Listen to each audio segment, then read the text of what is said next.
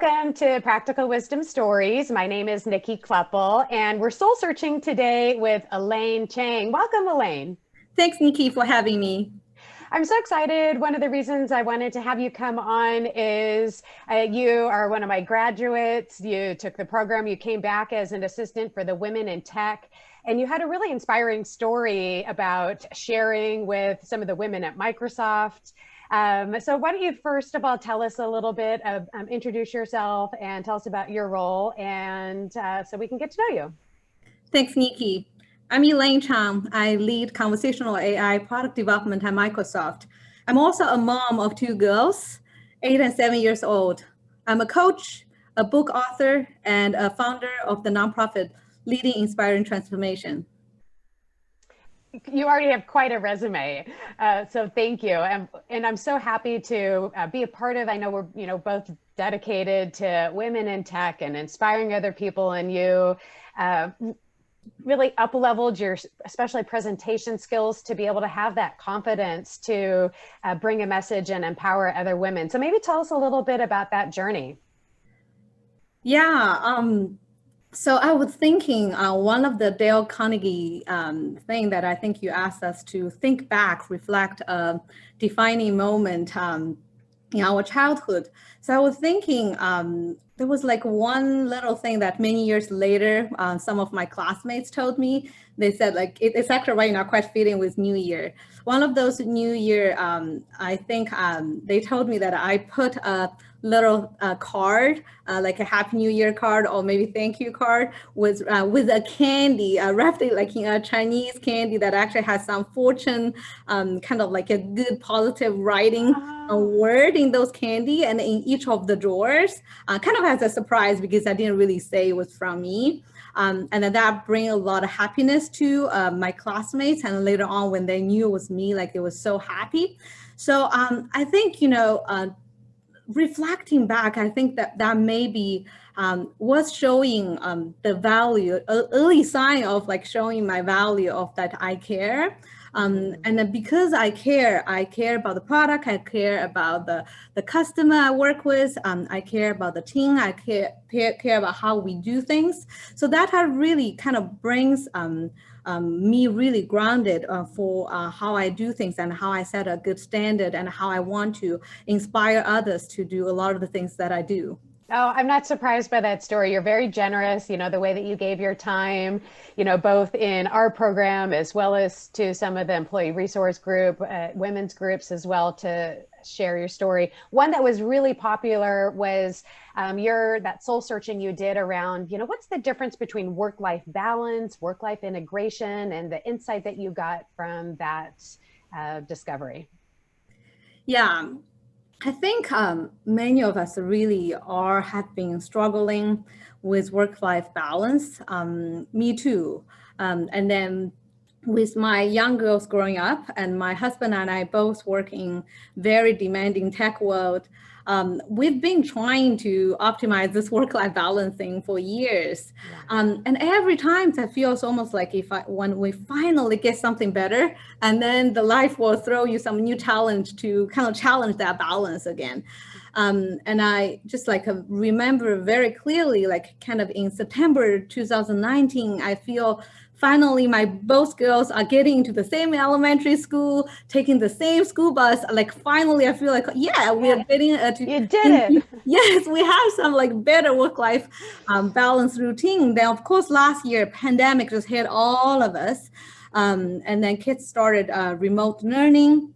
And my husband and I started working remotely for already like 10 months. Can't believe it. I know. So there's just like no boundary between work and life. So, and at the beginning of starting this kind of like brand new work-life routine, I just really found myself very quickly working to exceptionally long and odd hours, and just very quickly, I was just so exhausted from trying to struggling everything in my life. I think, I felt like every week was like a month or maybe even longer. And I felt like there was no time for myself. I did not get to do any exercise at all. I did not have any time for any of my hobbies, entertainment at all. It was just so stressful. Yeah, you're so And we're relatable. I thinking, know. I think that people can really yes. understand how just exhausting that is. So, how did you get through that? What did you find? Yeah, and I think it was like really kind of dragging me into those kind of like stressful physical even sensations because I feel everyone in the house was also so exhausted, not just me. Everyone gets so irritated. And then I almost like feel at that moment there was no way to be able to get this work-life balance thing, even though work was actually meaningful, that we are having good product, we're having good customer momentum, and I know that I also appreciate the opportunity to spend more time with my family. But then I knew I needed some fundamental change. I needed to prioritize myself. So that's kind of where I knew that I couldn't let that lifestyle continue any longer.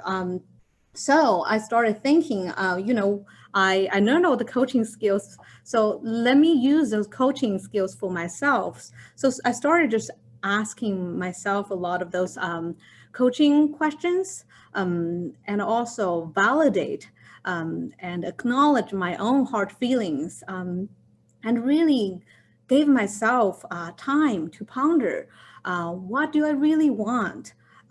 What is essential for me? Mm-hmm. What's the real challenge for me? And what change I'm willing to make. Great. Boy, it's sometimes people, I bet our listeners can identify and feel that it's almost like that, parent or mommy guilt that can go, that it feels maybe selfish to take that Yeah. time away. So how, would you advise, what is that balance that you're able to do that self-care as well as give everything to work and your family? Yeah, it is really good question, and I'm still on this journey. I think the gist of the learning is a mindset shift Mm-hmm. from struggling work-life balance to embracing work-life integration with grace. Mm-hmm. And this is a self reflection and learning journey that I'm still on it.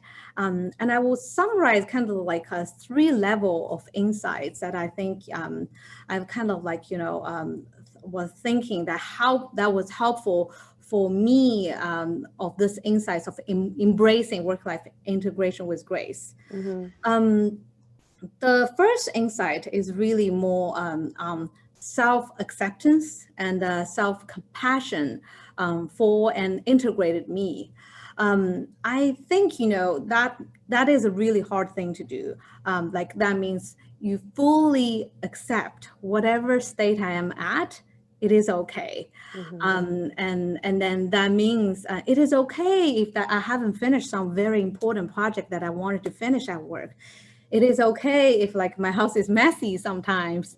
It is okay if like the kids haven't finished the homework at the end of the day. And it is okay if I really need a break.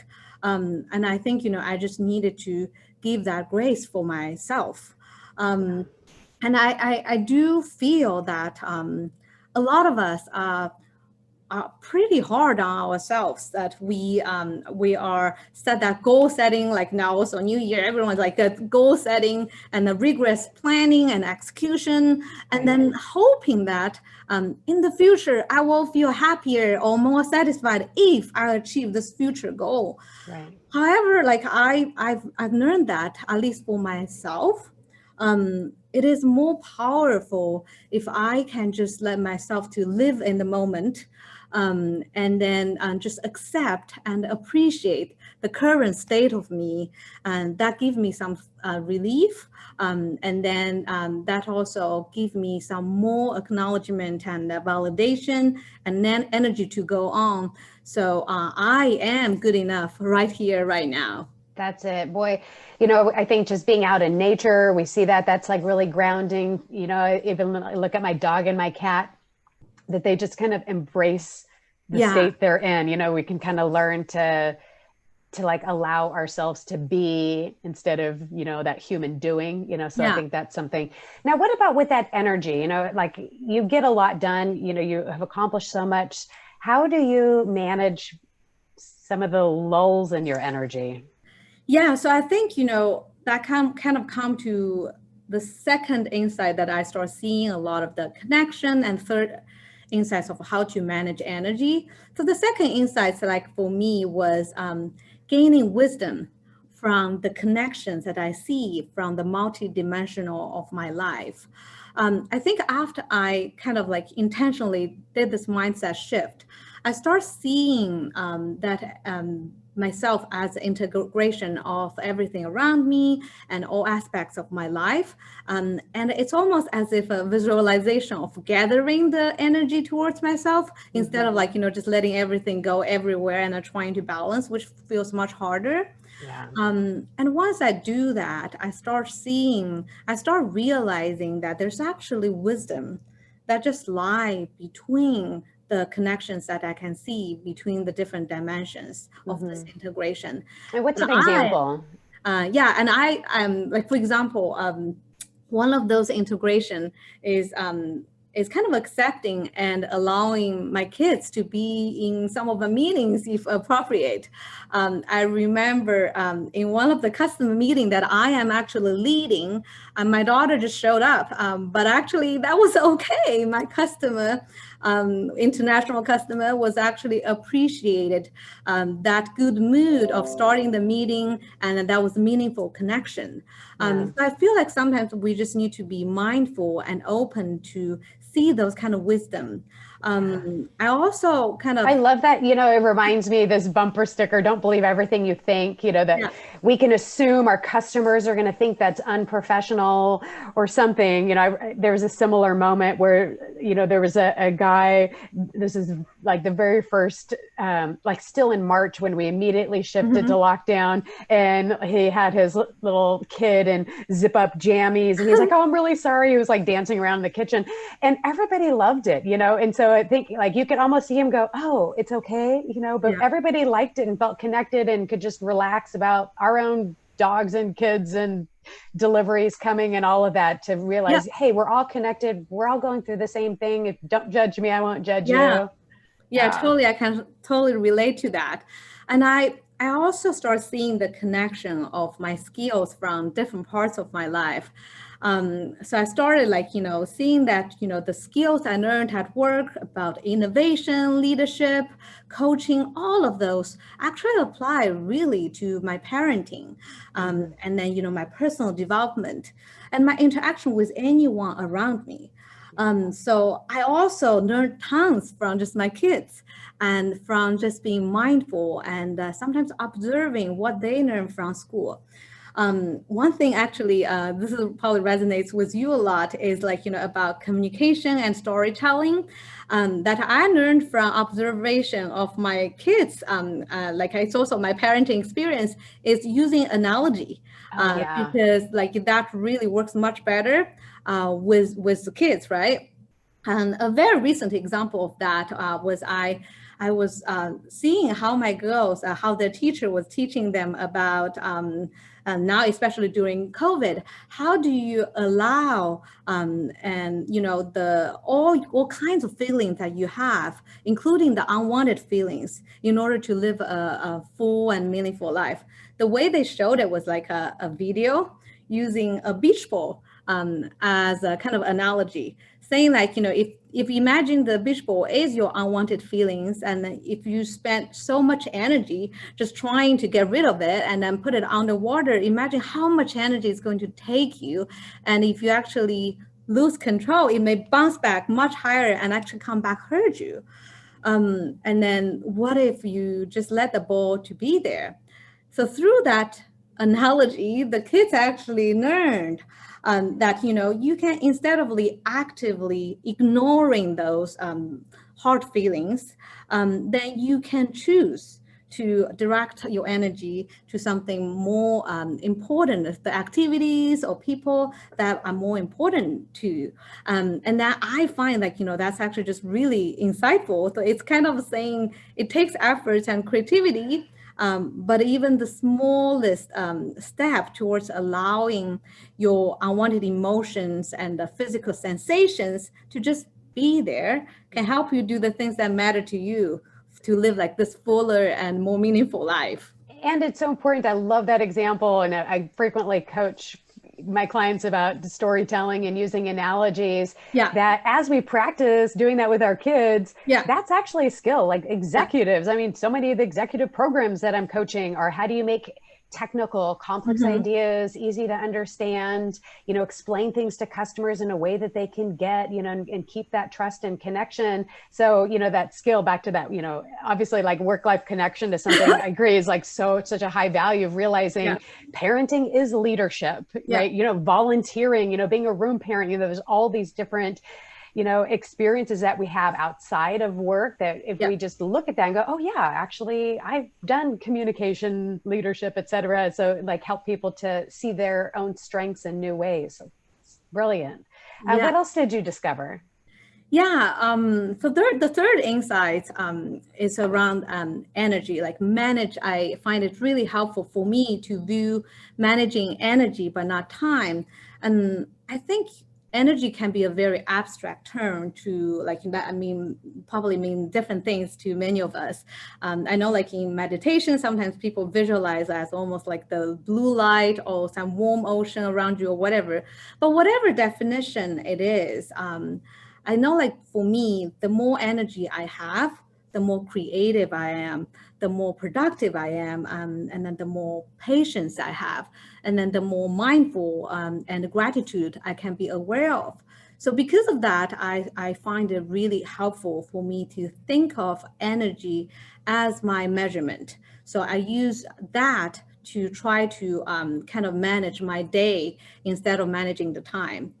Um, so to do that, like the way my mental attitude was kind of like, I will consciously seek those positive little tiny moments throughout the day to regenerate my energy. um, Mm-hmm. and I need to be aware of like, what activities and what things or who may consume lots of my energy, and be okay with the moments when I feel like my energy is really, really low.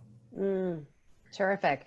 Well, really, this is about like recalibrating even how we measure that. So you're Yeah. really insightful about, okay, it's not just time, but energy, some of those. And I think the other realization is that it comes back. Like if you spend a moment, you get a hug from your Yep. daughter in the middle of the day, it's Exactly. like can reboost us. It's like that reboot, just like with our computers, need a quick reboot and they Yes. function better, Yes. same with us as well. Yep. And what about, certainly as a mom, and parents who are listening who've, been part of remote learning, how has that impacted your leadership and your insight? I think, the remote learning, it's really just pushing us to have to frequently evaluate what is our situation. Because I think, just almost every day can be a little bit different because like kids at the beginning may be a little bit excited about this remote learning, but now has been so long, a lot of benefits we are saying, they no longer feel it. And how can we use like the similar skill, like I actually use a lot of my coaching skill to help validate their heart feeling, like, how can we just praise every little improvement, but actually give them a hug to, help them gain that energy. And I think that this is actually come back to my earlier point about this using energy to kind of try to manage my day. Um, I feel like, first of all, I have to choose to prioritize myself. That means I need to prioritize my exercise in the morning. I'm still working on getting to sleep earlier, but I choose to also eat healthier meals because I now know, like, they're essential to ensure that I have the right, energy level, and also the health and the mentality to be able to do anything that I choose to do. Mm-hmm. And then the other part that it has been helpful for me is try to be creative, to integrate my hobbies into other things that I do. For example, I enjoy creating beautiful things. That means like, photography, drawing and stuff. But in the past, I don't really feel like I had the time to do the things that I love to do. It's similar like what you were saying, you would feel selfish if you just only devote the time to do your own thing. And then I just like decided to incorporate with like my daily life. So I started taking photos for just daily living in the house with the kids, and then the food we eat and all of those things. And also now the kids doing the online art class, then I started just, I would draw with them while they're in the class. So those not only give me quality time with them, but also allow me to enjoy, what I do. And then that gives me energy as well. Well, and one thing too, we can already see just, you radiate that gratitude. Like you're able to see, it's not that you're just giving that time, but you're getting something back. You're grateful for that quality time. You see the good that comes back. That's really cyclical. So Yes. if you were to summarize and give us that practical wisdom, what would you suggest? Prioritize yourself, be mindful, live in the moment, and focus on finding your me, which is your mindset and the energy regeneration plan. So you will have a strategy for happiness and resilience to guide the integrated you to live a happier and more meaningful life. Wonderful. And Elaine, boy, you also showed even as much, time that you devote to your family and to work and your customers, that you share that with other people. So thank you so much for being on the show and sharing some of those pearls, wisdom with us as well. We're really grateful for your leadership and empowering us to, see things differently and see how we can do some of that soul searching and find more happiness as well. Thank you Thank so you for much. having me.